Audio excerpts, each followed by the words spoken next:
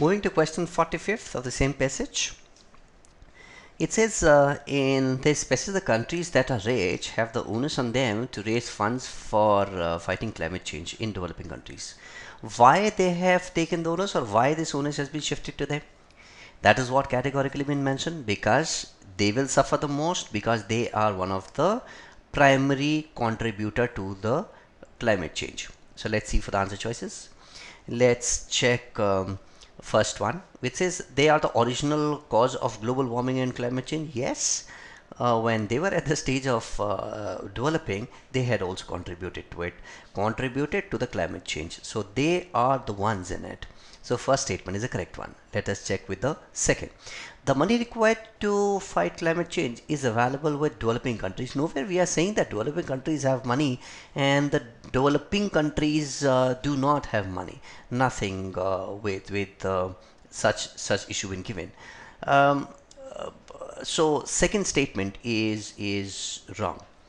Let me check third. The climate change is going to affect all countries in the same way, so they most contribute is again a wrong statement, because in the last line of the passage it has categorically mentioned where it says there's a widespread recognition that rich countries will suffer the most severe consequences. Hence third is also ruled out.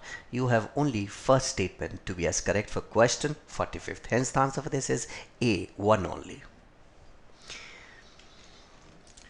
Talking about question 46 of the same passage, there are two statements being given. I need to identify that which of them or would be appropriately mentioned according to the passage. First one says national economy. Let's see the question again.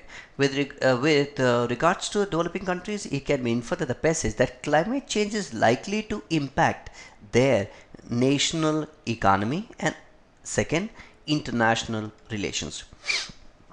Let us first discuss about the national economy.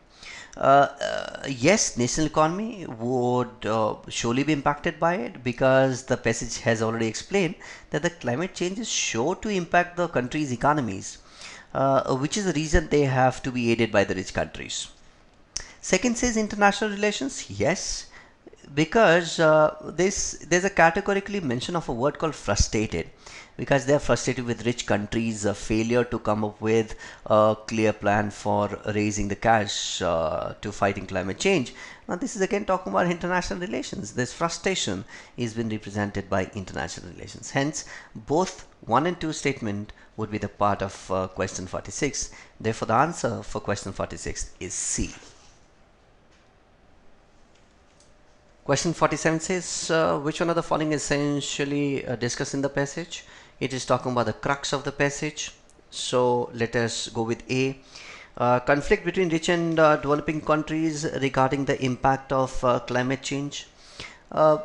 We are not talking about the impact, we are talking about the funding primarily. Hence A option does not hold true. Let us talk about B.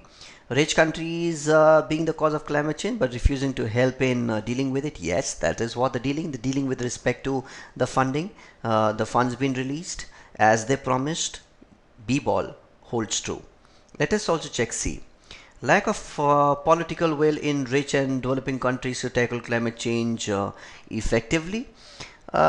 When I talk about the C, it does not hold true, because there may be lack of political will, but it is not discussed in the passage, so nothing of such thing can be mentioned there.